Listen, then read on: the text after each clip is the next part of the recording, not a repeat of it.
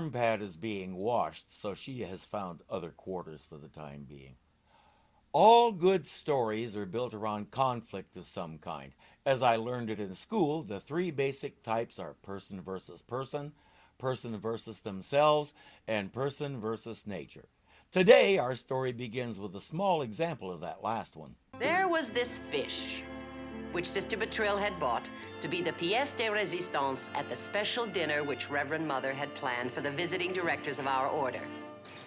But there were these other uninvited gourmets.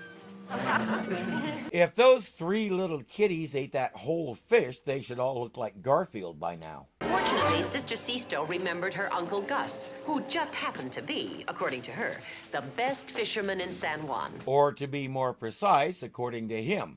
He brags a lot about his fishing prowess. They explain the problem and why they need a fish but can't afford another one at the moment, so could they snitch one from today's catch? He says no problem, he'll rustle up a fish for them. Hey, what are you doing? What are you doing? Need a fish. Well, go catch your own. And if you're not a good enough fisherman, you can come work for me, Gus. I'd rather starve What first. are you doing? Hey, give me back my fish. That fish is worth almost $5. Put it on my bill. By the way, I have a bill here now. You might recognize Rose, the lady who had a love-hate relationship with the talking parrot a few episodes ago. Uncle Gus, or David Hurst if we go with his real name, is doing a decent Puerto Rican accent considering he was really German. He was one of countless Jewish children who were evacuated to England during the Holocaust on the so-called Kinder transports, and in the course of time he found himself in Ireland where he got his theatrical training. He worked all over the UK and eventually found his way to the States, where he had a successful career as a character actor. After he retired, he returned to his native Germany, now reunited under a peaceful elected government, and died quietly there in 2019 at the age of 93. I gotta tell you, learning about people like him is one of the funnest parts of this job. The sisters are excited. Sister Sisto can't stop carrying on about Uncle Gus. He always knows where to go to get the biggest and best fish. He knows all the secret hiding places. Lily's Fish Shack, 89 cents a pound. Well, she said he knows the best places to go. She didn't necessarily say they were out there. The truth is, Uncle Gus is in trouble. He hasn't had a decent catch in weeks. The big commercial fishing operations have moved in and they're squeezing out all the little guys like him. They have sonar fish finders, spotter planes, and helicopters. By the time Uncle Gus finds out where the fish are, the spot has been fished to death. It's an old story that happens a lot, and it doesn't make it any less painful for him. Most of his fellow fishermen have given up and gone to work for the big boys. Gus is just about the only holdout. He can't afford any of that new equipment, huh? Mm-mm. Mama says he's already borrowed on his boat. Oh, gee, I really feel sorry for him. But at least we can pay for that fish he bought us.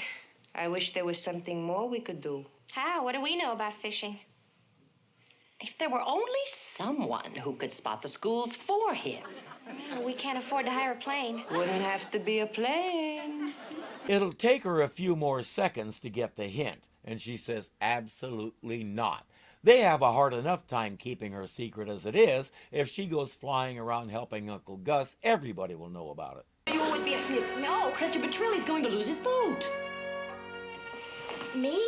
A fish spotter? Well, but just till he gets his feet on the ground. His boat means everything to him. Well, even if I could spot the fish. You could.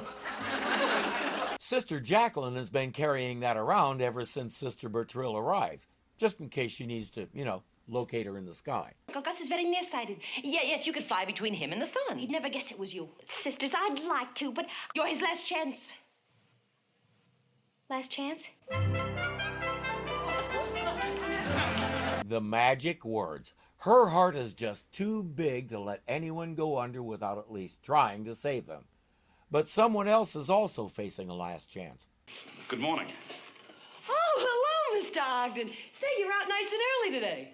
Well, when I have something unpleasant to do, I guess I try to get it over with. To put it bluntly, he's there to take her shop away from her. I'm sorry, but the company is insisting on payment in full. Look, Look, Mr. Ogden, business has been really lousy. I lost many of my important customers. I have my orders. Unless the account is settled immediately, the company will have to attach the shop. The company. Who exactly is the company? Is it composed of humans? Do they have families? What are their names? What's their deal? Why is a couple of bucks in their collective pocket more important than this lady's life? Blaming things on the company is a cop-out. These are real people and they make real decisions that usually have an adverse effect on other real people. But it seems once you take a bunch of otherwise intelligent humans and form them into a company, suddenly they become calculators instead of people. The real people their decisions affect become nothing but numbers on a spreadsheet. You want to do something worthwhile, Mr. Ogden? Go grab those fat cats by the wallet and drag them down here to see what they're doing to a perfectly decent, harmless human being. If necessary, treat them like a puppy who peed on the floor and rubbed their nose in it. For the record, don't do that to your puppy. There are lots better ways that don't require you to hurt your pet. What were we talking about? Oh, right. Ogden has a bit of a soft spot for Lily, so he'll try to get her a 2-week extension. As if that's enough time to get on her feet and gather whatever pound of flesh this company thinks they have to collect. Now don't you start on me. I didn't open my mouth. We'll keep it that way. Hey, who asked you on board? Well, I don't need no invitation to come upon my own boat. Your boat? Yes, my boat. This leaky old tub you call a boat. Fishmonger, I'm warning you, nobody's allowed to talk that way about my Santa Rosa. I must have been crazy in my whole head giving you $600 with this scow for security. These two aren't an old married couple, but they might as well be. They carry on at each other like the U.S. and the Soviet Union, but it's clear they actually like each other. Lily is talking about foreclosing on the boat because it's just about the only chance she has to keep her shop. She's not telling Gus that last part. Gus, listen to me. You have got to listen to me. You have got to sell this boat, and you got to pay me what you owe me now. What are you talking about, woman? Sell the Santa Rosa. What would I do without her? Oh, you could come work for me, Gus. Work for you? I'd rather eat sand and drink seawater. Fishmonger. He calls her fishmonger as an insult, but if she didn't mong the fish, he'd have nowhere to sell his catches, when he has any. Uncle Gus has a small shrine to his patron Saint Santa Rosa on his boat, and he's been praying to her to bring him a good catch. Come on! Don't be afraid, I'm here to help you! Follow me, I'll lead you to the fish! Follow me! You bet I will. Looks like she's finally answering. He has no reason to assume that's anybody but Santa Rosa. That's kind of the whole idea. Let him think it's a miracle, not basic aerodynamics. At the end of a little montage, let's see what he's got. Have you ever seen so much fish in your life? Here for you, guys. Here for you. This is for you, guys. Come on, Gil.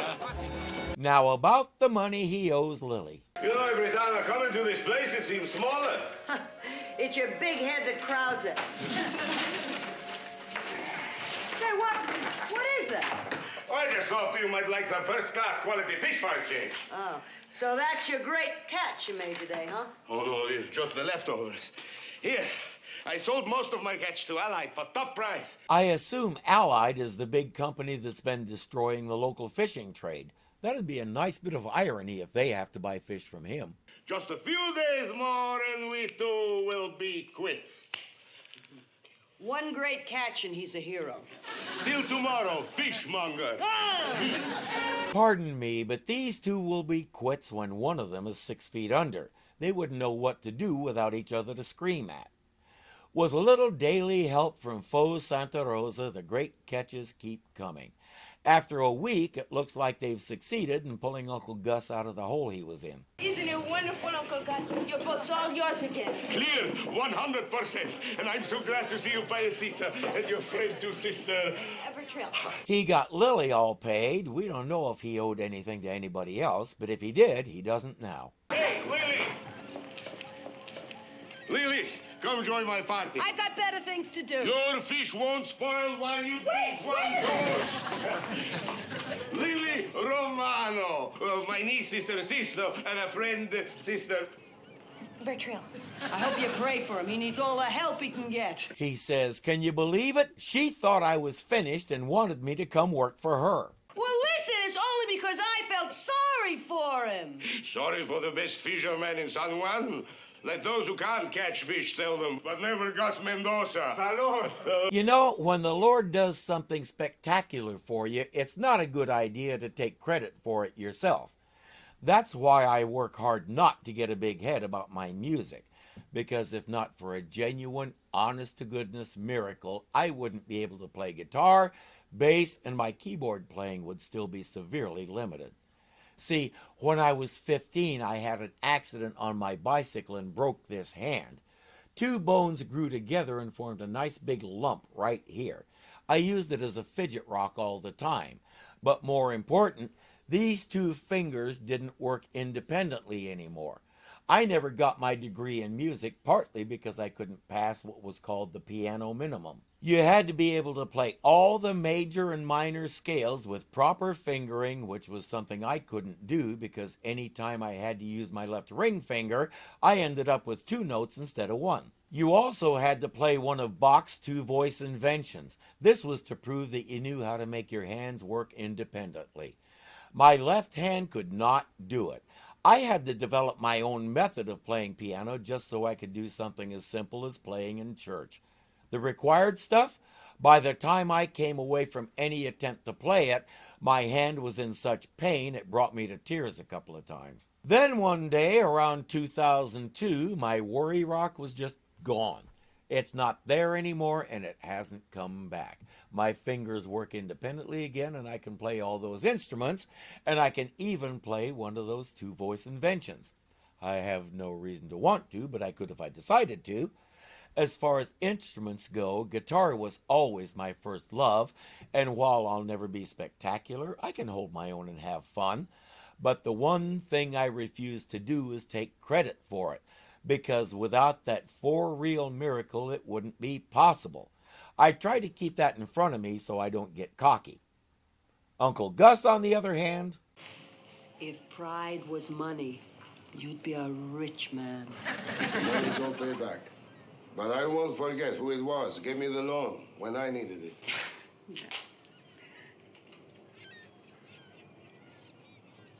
You know, that smile is very pretty. What am I saying? Fishmonger!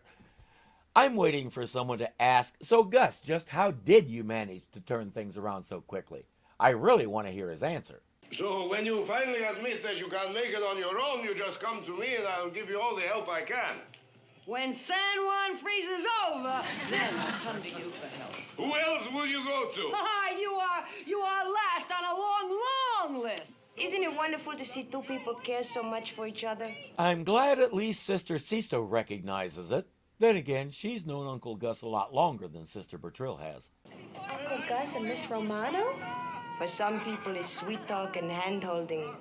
For them, it's yelling and making a feast. Sister Sisto gives us a lot of the comedy with her fumbling attempts at American slang, but there's a depth to her that we will only explore gradually and in bite-sized pieces. That's one right there. Things are going smoothly, though we haven't really set a time frame for how long Sister Bertrille is going to do this. And then there's one other little hitch in the plan. I'm getting better at spotting them. It should only take me about an hour. Don't worry. If anything comes up here, I'm here to squeeze it. Pinch hit. Sister Bertrille, we have been looking for you. Her. Reverend Mother doesn't know about any of this. I want you to go with me to the chancery. Uncle Gus may be on his own today. Time for some fast talking.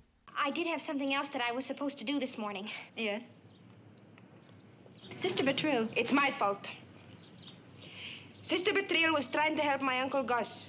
He was in bad trouble because he couldn't catch any fish. You have been fishing? Oh, no, Reverend Mother. You see, what I do is I fly out and spot the fish, and then I signal Senor Mendoza, and then he follows me to the fish.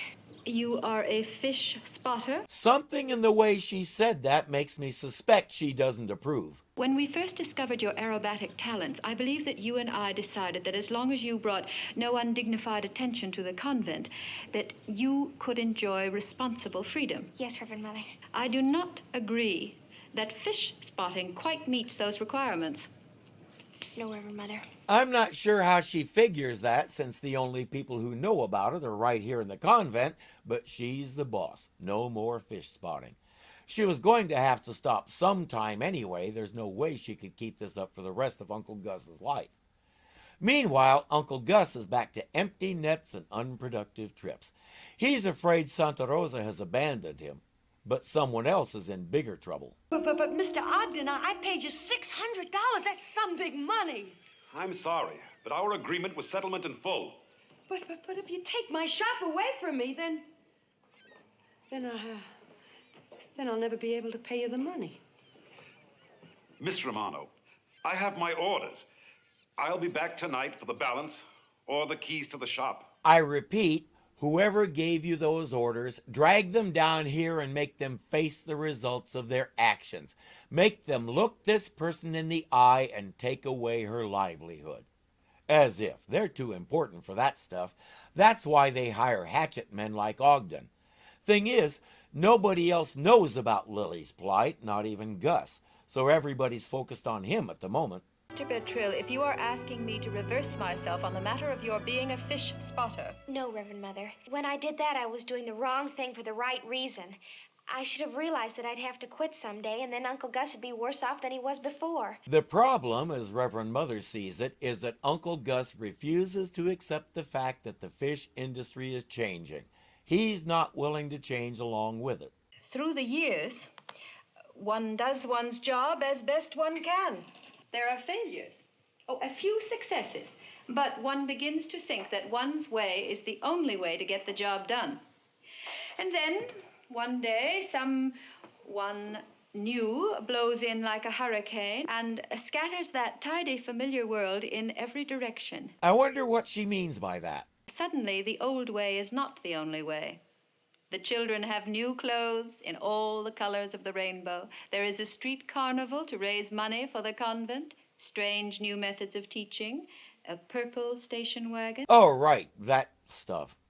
Lessons in aerodynamics. Reverend Mother. And like Uncle Gus, Sister Sisto, one wishes one could turn one's back, close one's eyes, and pray that things would soon go back the way they were in the good old days. Can we just slice that phrase out of our language right now? There is no such thing as the good old days. Want to talk about how great the 50s and early 60s were? I was there. The adults thought the kids' music was subversive. We had McCarthy and his bunch finding commies under every rock. We had the threat of nuclear annihilation hanging over our heads and had to do the duck and cover drills several times during a school year. Segregation was the order of the day, and when Brown versus Board of Education made it illegal, white people threw the biggest hissy fit since the Civil War. There's your good old days. Or maybe for you it was the hippie era of the late 60s and early 70s with free love, peace, and all the rest. And it started out that way. And then drugs happened, and too many of the nice flower power hippie pads became shelters for sick addicts and other homeless folks. If that wasn't enough, then all the guys got drafted and sent to Vietnam to fight for nobody had a clue what. For any good old days you can point to, they weren't so good for a lot of other people. Reverend Mother Placido is a good example. She thought she had it all figured out, and the convent was sinking. No money, no serious influence. The school could barely clothe the kids, much less have what was needed to teach them, but it was a comfortable poverty.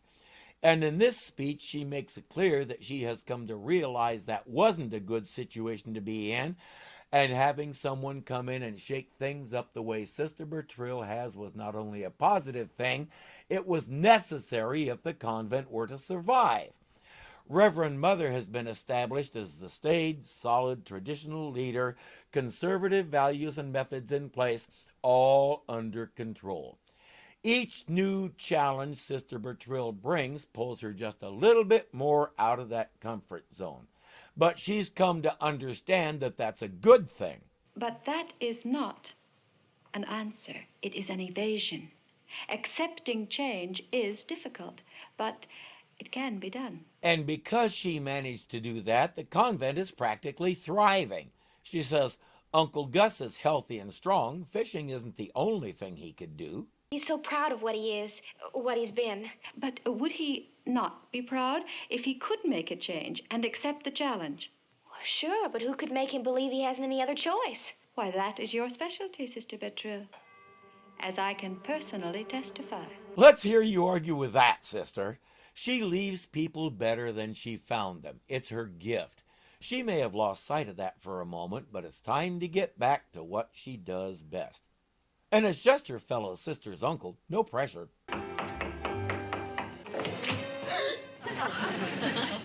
Hi, sisters. Chloe? We're looking for Mr. Mendoza. Well, he ain't here. Why don't you try his boat? We did. He wasn't there. Oh, look, I'm expecting visitors. They're trying to take my shop away from me. Now she has to explain that. But at least they know the shotgun isn't for them. I tell you, try Hermit's Beach. He walks there a lot lately. We will. Oh, don't you worry about the gun. It ain't loaded, but it's big and scary. Right. Every gun is loaded, even when it isn't. At least that's how you treat it. Too many people have died by being shot with an unloaded gun. If you don't intend to shoot it, do not point a gun at it, loaded or not. Oops. Sister Sisto will go to the beach and look for him while Sister Bertrille waits at his boat just in case he comes back. Hi. Sister Bertrille, remember? Oh, of course. Is Payasina with you? Oh, no, I'm supposed to meet her here. You didn't really think he'd be at the beach so he could talk to a supporting character, did you? She's trying to explain to him that maybe Santa Rosa is telling him it's time to quit fishing and do something else. He has no idea what.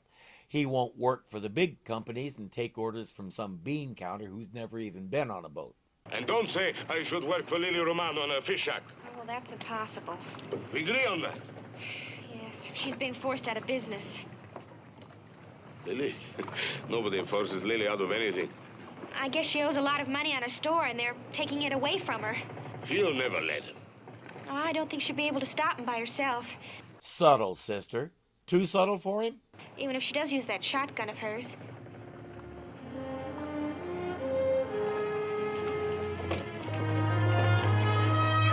Not too subtle for him. Nobody hassles Lily while he's around. That's his job. Please, Miss Romano, if you use that shotgun, you'll be even worse off. So will you. Hey, give me that gun! What are you... Hey, well, listen, will you leave Get me away alone? from her! You want to fight? Try me! Take your hands off me! I'm a decent woman! Will you let me go? This is no business of yours, Mendoza.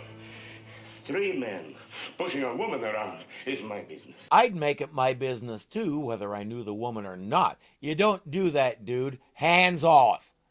To you, this shop is a number. To her, it's life. But you don't care about that, do you? Guess what? It's time to care. Look, we have a court order here to take over this place, so I advise you to clear out. And I'm giving you the same advice. Here, look this over. What's this? Title to my boat, the Santa Rosa. She's free and clear. And that'll cover more than what Lily owes you. Now you get out. Ogden has no clue what Gus just did. To him, it's more numbers. Ogden has one pitiful excuse for a human being. Oh, and by the way, Ogden, take your hired trash with you. Gus. Oh, Gus. That's okay. I take care of it. Oh, Gus, you gave away your boat for me. Don't cry. I'm not crying. I never cried. She's not crying, she's leaking. We learned about that on Third Rock from the Sun. Women, they get themselves into trouble and they cry. And then a man comes along and gets them out of trouble and they cry. And a lot of men would be a lot better off if they did the same thing. Sales of things like blood pressure medication would drop off considerably. Then you'd have the big pharma companies lobbying Congress to either outlaw it or tax it. Of course, this place Will be enough to make anybody cry. What do you mean? No wonder you're losing money. You can't sell this kind of fish at this time of season. The meat is soft and bitter. From now on, I'll do all the buying. Sister Bertrille pointed out that baseball players can become trainers. There's always a way to use the skills you've picked up in some new, creative way. Gus just found his new way. Oh, all the buying. Listen, if you're going to work for me. Work for you? If I decide to come into this place, it will be as a partner. Me, a partner? Agustino Mendoza and Company. I am not a company. I am a partner. That's right. It's a family show, so we won't get to find out when they become actual, life partners. It's too bad because I can't imagine what a fish-themed wedding would look like. It's amazing. That suit makes Gus look 10 years younger. If you enjoyed this, please click the like button to let me and YouTube know you want to see more. If you're not subscribed yet, punch me in the mask here and get signed up so you don't miss a thing, because something is always happening here at Irving Zoo. As always, thank you for watching, and I'll see you later. One of countless Jewish children who were evacuated, so he'll try to get her a 2-week. Oh man, I was rolling too. More important, these two things, but the one thing I refuse to do is take credit for it. But that we will only explore gradually.